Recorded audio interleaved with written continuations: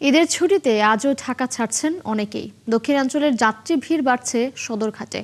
নৌপথে ঈদযাত্রার খবর নিয়ে আমাদের সাথে যোগ দিচ্ছেন সহকর্মী মোহাইমিনুল অপু। অপু, গতকালকের দুর্ঘটনার পর আজ সদরঘাটে বাড়তি সতর্কতা নেওয়া হয়েছে কিনা এবং যাত্রীরা এই বিষয়ে কি বলছেন? বাড়তি সতর্কতা নেওয়া হয়েছে, তবে যে জনগণকে সতর্ক করা, সচেতন করা, সেটি কিন্তু অনেকটাই কম। আমরা দেখেছি যে গতকাল যে নৌকায় থেকে লঞ্চে ওঠার সময় যে দুর্ঘটনা ঘটে, তারপরে কিন্তু আজকেও আমরা দেখতে পেয়েছি যে নৌকায় করে কিন্তু আজকেও যাত্রীরা লঞ্চে উঠছেন। সেক্ষেত্রে প্রশাসনের নিরাপত্তা ব্যবস্থা এখানে রয়েছেন, তারা তাদেরকে নিষেধ করছেন। তবে ঘরমুখো মানুষের যে বাড়ি ফেরা, সেটি কিন্তু সকাল থেকেই কিন্তু এই সদরঘাট লঞ্চ টার্মিনাল আমরা উপচে পড়া ভিড় দেখেছি। আমি কি কিছু ধরেছি নাকি?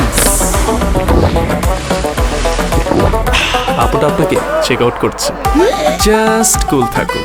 এখন কিছুটা কম, প্রতিটি লঞ্চেই কিন্তু যাত্রীরা ইতিমধ্যে প্রবেশ করেছেন, অর্থাৎ লঞ্চগুলো যখন ভর্তি হয়ে যাবে তারপরে কিন্তু এই লঞ্চগুলো ঘাট থেকে ছেড়ে যাবে এবং কেবিনের যে সিটগুলো রয়েছে সেগুলোকে কিন্তু লঞ্চ ছাড়ার আগেই তাদের সাথে, সেসব যাত্রীদের সাথে যোগাযোগ করা হচ্ছে এবং পরবর্তীতে কিন্তু এই লঞ্চের মালিক যারা রয়েছেন এবং এখানে স্টাফ যারা রয়েছেন তাদের সাথে আমরা কথা বলেছি, তারা কিন্তু এমনটা জানিয়েছেন। আমরা একজন লঞ্চের স্টাফের সাথে কথা বলবো যে আপনাদের লঞ্চগুলো কখন ছেড়ে যাবে আর ভাড়াটা যদি বলতেন। লঞ্চে তো যাত্রী তো সংকট, আজকে তো তেমন যাত্রী নেই, তারপরে যাত্রী হলে ছেড়ে দেবো। আর ভাড়াটা হচ্ছে আগে যে ভাড়া ছিল তার থেকে সরকার এবং মালিক কর্তৃপক্ষ বসে একটা সিদ্ধান্ত নিয়েছে 10% কমে। আগে যেমন আমরা 500 টাকা কাটতাম, এখন 450 টাকা ভাড়া কাটি এই আর কি।